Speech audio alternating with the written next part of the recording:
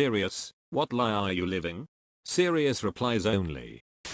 That going to work 8 hours a day, plus travel time, 5 days a week, to pay for an apartment I'm hardly ever in, and things I barely get to enjoy, because I'm at work 8 hours a day, plus travel time, 5 days a week, is a life worth living.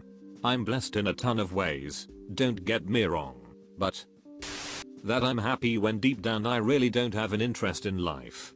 I get up because my body tells me it's time to get up. I work to pay bills that need to be paid so I'm able to sleep in a bed and pay for other life essentials. Honestly, I'd rather ditch everything and disappear. This hits home. I'm currently in my last year of college with no idea what I want to do, with a justice studies degree that I only got because my dad was a cop, and it seemed to work out for him. I don't want to be a cop, but I don't want to do anything really. I have no drive for anything. I just wish I could find something to be passionate about. I came back to work after 17 months on disability due to cancer treatment.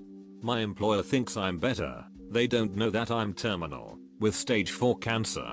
The only reason I came back was because they cancelled my life insurance while I was on long-term disability. I talked my oncologist into releasing me to come back to work. Took a $20,000 a year pay cut to come back in a lesser position, just so I could get my life insurance back. I'm going to die, and I have a family to worry about. I feel like a fraud every time one of my coworkers mentions my recovery. I even wore a Survivor t-shirt at this year's Relay for Life that our company sponsors. Update, wow. First of all, whoever popped my Reddit gold cherry, thanks. This is also, sadly, my highest rated comment, so there's that. I really appreciate all the comments and especially the empathy. My family knows what I do every day and are grateful, so that's enough for me. To answer some questions, yes, my husband is retired, and my daughter is still in high school, so I'm the primary breadwinner. I'm good with the insurance policy. It's not a new policy, they simply reinstated my suspended policy. I didn't have to provide evidence of insurability, etc., so no fraud can be claimed. The only measurable disease I have at the moment is in my lungs. When the drug I'm on now stops being effective, it could go south very quickly. It is true that I could actually survive, but my odds are so slim. The drug I'm on right now is Avastin, which has extended average overall survival in my cancer from 13 months to a whopping 17 months. I was diagnosed 2 years ago, and have been on Avastin for 19 months. I have an 11% 5-year survival rate. I'm living in the bonus round, and I acknowledge that and am grateful every day. Fake it till you make it. I walk around with a purpose, keep an attitude of confidence wherever I go. I'm friendly and sociable with people I pass, making light-hearted small talk about the weather in elevators.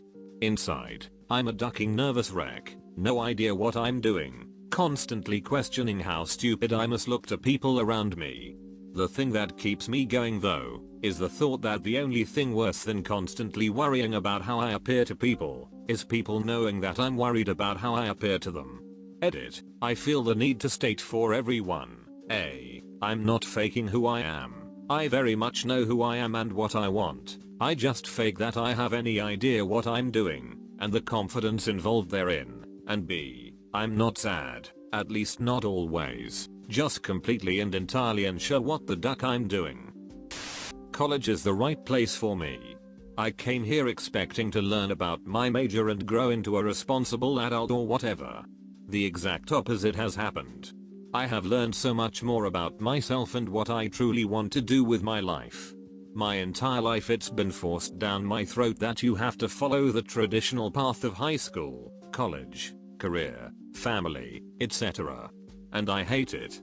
Now I'm stuck in college with an ungodly amount of student loans, and feeling less and less every day that this is the right path for me. I failed out of school and am lying about it to my parents, who I live with. No one knows that I failed, and their one condition of living with them is that I stay in school. While I may never tell anyone, I only have to actually live through this life for a year. I can go back September 2016. I was fortunate enough to be charged for the school year before my suspension was processed. So my parents paid my tuition, like every year. The money was sent back the first week of classes in the form of a check. I took it from the mailbox and still don't know what to do with the return check.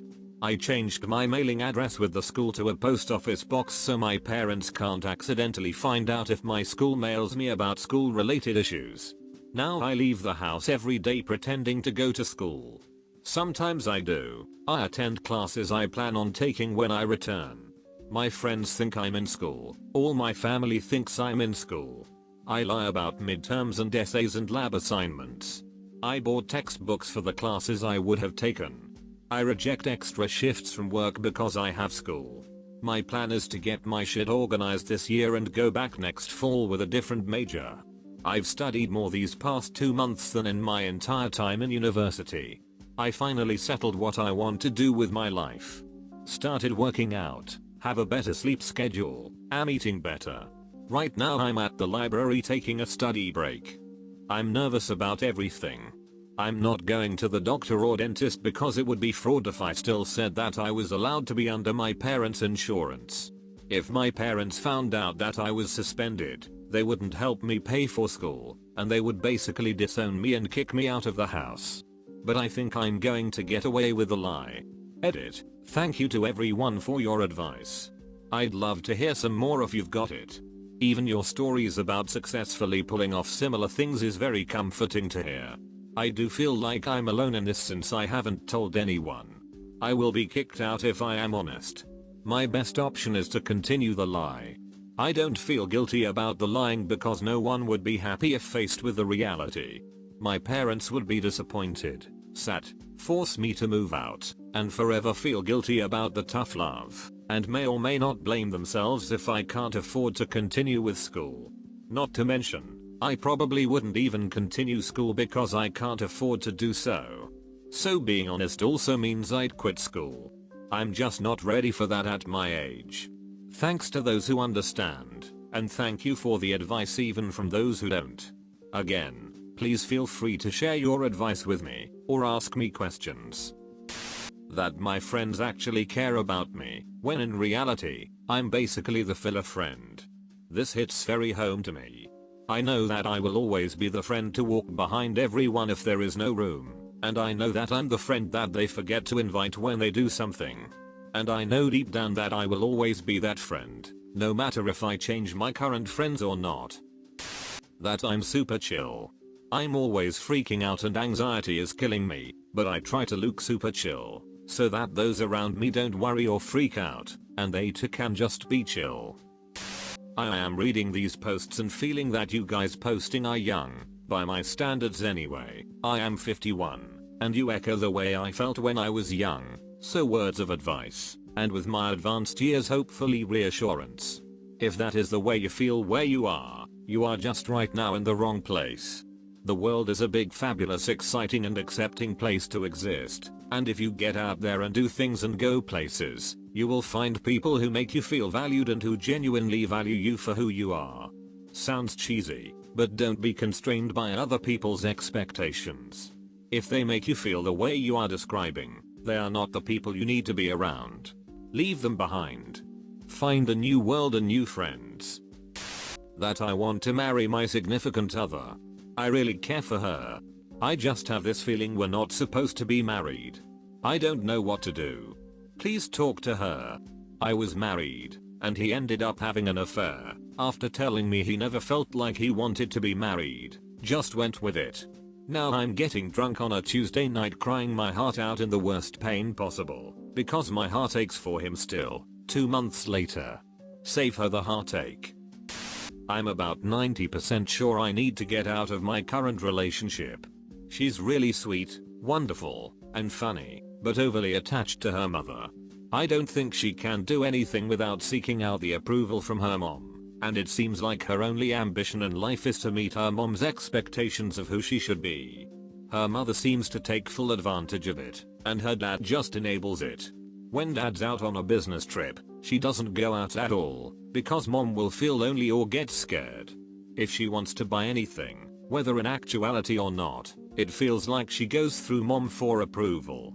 I'm pretty sure that if I stay with this girl, She's going to want us to live with mom and dad the second we get hitched, and mom will then just have dictatorship over everything. Our finances, our life goals, our vacations, how we spend our leisure time, when we have kids, how they're raised, etc.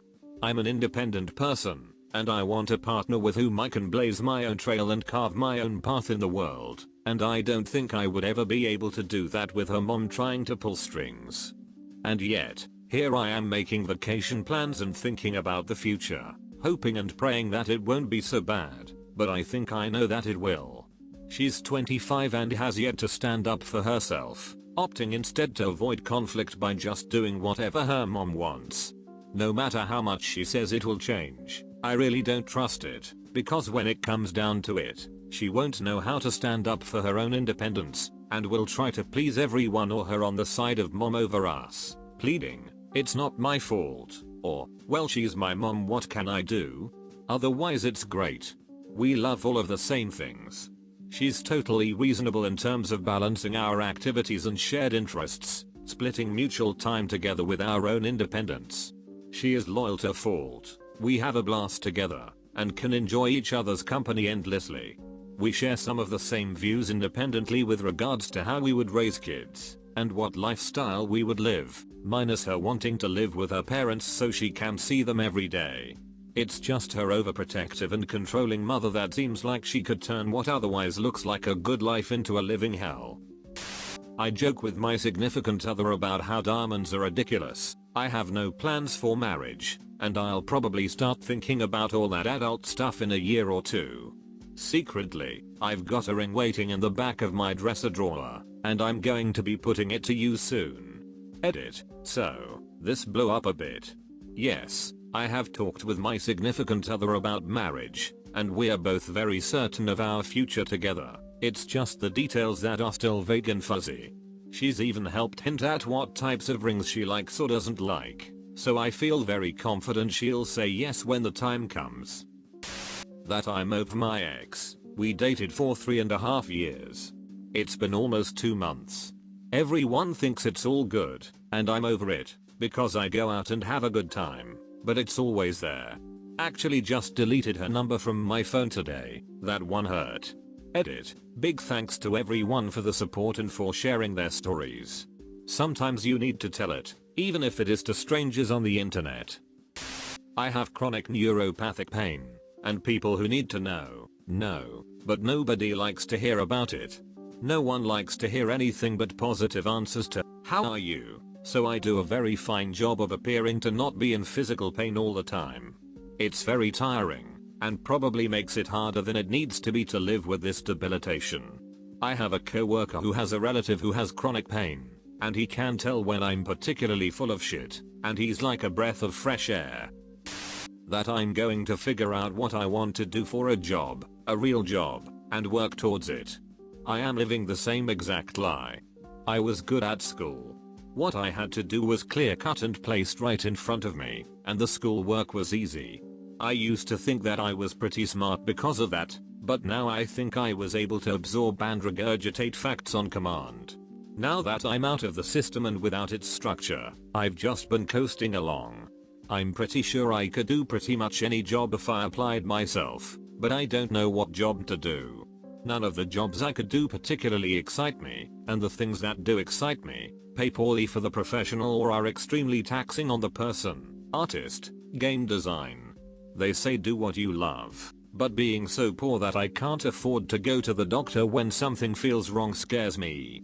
Similarly, my current job is a soul-crushing experience in retail that infuriates me to no end. Working as cog or an office drone wouldn't be much better, and I suspect might drive me deeper into depression.